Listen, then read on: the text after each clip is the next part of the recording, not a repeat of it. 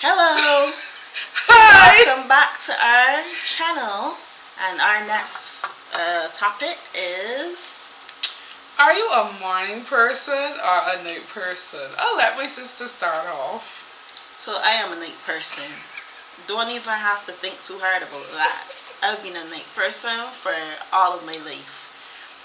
My mother used to say that when I was a baby, I used to keep her up at night, and I think that kind of went right throughout my entire life. I've always been up at night, sometimes way too late. I think I function better at night. I have a bit more energy at night. I don't know what it is. But I'm totally a night person. So, Personally, for me, I can be both, but I more function in the day than any night. I wake up early, no matter what time I go to bed. I wake up early. I don't know if it's because I used to go to school very far from my home when I was living in Barbados. But like school used to be at like 9 o'clock, and I had to catch a 7 o'clock bus in order to get school on time. So I think that has resonated in me for the balance of my life. And even though I used to work or still work night shifts sometimes, you know, it sometimes the night shift can be a bit difficult in terms of not getting your sleep. But rest assured, I would sleep during the day. But on a regular day, I would rather be up early in the morning and go to bed in the night. So yeah, that's just me. yeah, and actually, it's kind of funny that Tony mentioned that because obviously, too, like if I have to get up in the morning for work, for school, and it's early hours, I'm kind of drive myself out of the bed, but I do what I have to do, Right. even though I'm not a night person. I mean, a morning person. So, but then obviously sometimes I feel drowsy, but after a little while, then it kind of kicks in, and I don't really feel that drowsy anymore. I just do what I have to do. Then I find myself kind of feeling drowsy. Then around like 12 o'clock, 1 o'clock, 2 o'clock, then I start to feel that tiredness again coming on because obviously I don't sleep at night hardly, or I sleep late at night. So um so yeah, that's where what I struggle with. But as Tony said, she's like a morning person, and then when she has to work at night, then that's a total different type of struggle too. Yeah. I know this isn't a part of the topic, but I just want to discuss how fast I go to sleep. Cause my sister usually tells me all the time, Tony, I'm envious of how you can sleep so quickly. And one day my mom actually timed me on how fast I go to sleep, and one day it was like 2 seconds, cause we were talking, and then I just fell asleep. I didn't even know that we even talking before I just fell asleep. But yeah, I know there are some people that have challenges, like my sister, who have to like put on pictures or go on TV, listen to music, all kind of stuff. So not everybody's not the same as it relates to their sleep.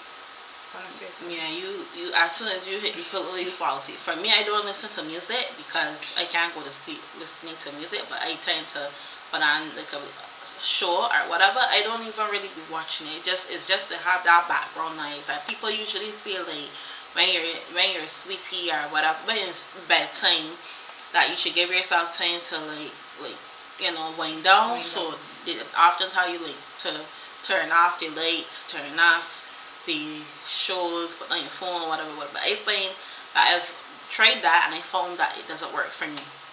I usually just stay there, just staring in the darkness or whatever, willing sleep to come, but it doesn't.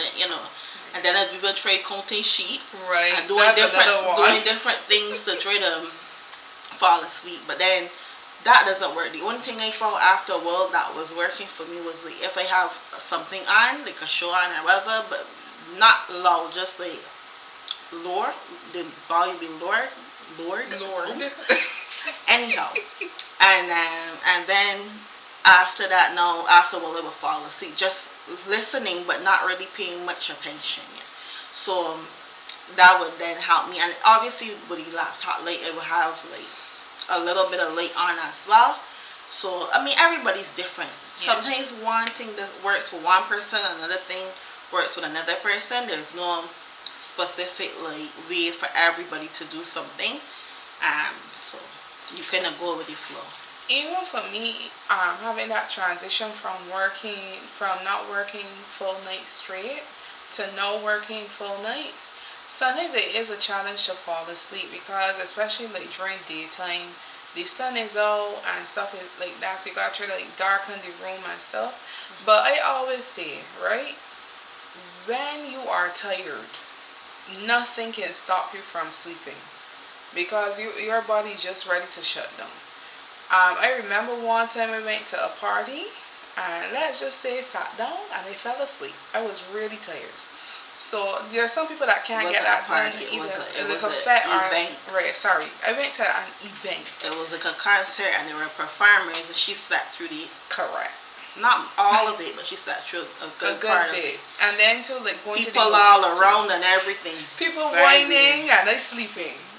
So that's me. Like when I'm tired, that's it. I cannot control myself. I can't be like, oh, I gotta keep up. No, when the sleep calls, that's it. But I also think that since we're on the topic of sleep, I guess this moved from a night person and a morning person to more of a sleeping conversation. Right. But I would just also put in here as well when you're, cause I'm more so talking for people that have to like work long hours now, especially at night. Whenever you're sleepy, pull over and sleep in the car park, sleep in the whatever car park that you could possibly sleep in, Tim Hortons or whatever. Just pull over and sleep because you want to avoid accidents. Most of the time people tend to think I can make it. But when that sleep hit you, and then I find even driving, like when you're sleepy and you're driving, like alright, for me now, I find the sunlight makes me sleepy. Like when I'm driving during the daytime, and you just driving and the sun hitting you in a way, I find that kind of makes you drowsy. But then also at night, the cool air makes you drowsy too. Right. So sometimes it's like it's like when to drive. When should I drive? No, it's not about when to drive, but it's more so like daytime you can have that situation. Even if you're not sleeping, sometimes it still makes you drowsy, especially when you have like rush hour traffic and you're backed up in traffic. Right. And then you kind of just just there waiting for the traffic to go and it's going like super slow or whatever. And at night, for me, like I said, I'm a night owl, so I don't really feel sleepy at night. But I do find that like with the wind, especially when you drive like long hours, like right. You're taking like what is called it now, like a road trip or something. I find that the cool air kind of makes you feel sleepy. But in terms of work and stuff, especially when you're especially working in the hospital or like a trucker or whatever, just take, and you feel sleepy, just take that time out to get a half an hour nap, maybe a 15-minute nap. A little nap could go a long way. Those like little power naps, they go a long way. You end up feeling very energized afterwards, and then continue on until you get home or whatever. But when you feel sleepy and you keep telling yourself, I can make it, and then unfortunately people do that all the time and they end up in accidents. Sometimes it costs them their life. Yeah. So I think that's very important. I wanted to touch back on what Shanita was saying in terms of when you're driving and feeling sleepy. So you need to know your mechanisms too, because like for me, every time I go behind the wheel, I start to feel tired. So what I do, I put on music. Some people lower down their windows to get the wind to hit their face as well. But yeah, music works for me. I don't care which type of music. If it's fast, slow, or in between, music helps me not to sleep. Cause the moment the car is silent, that's when my eyes start to shut down. So you gotta know what works for you.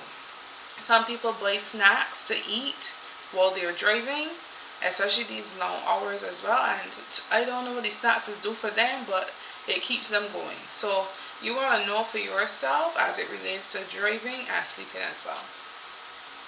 Yeah, so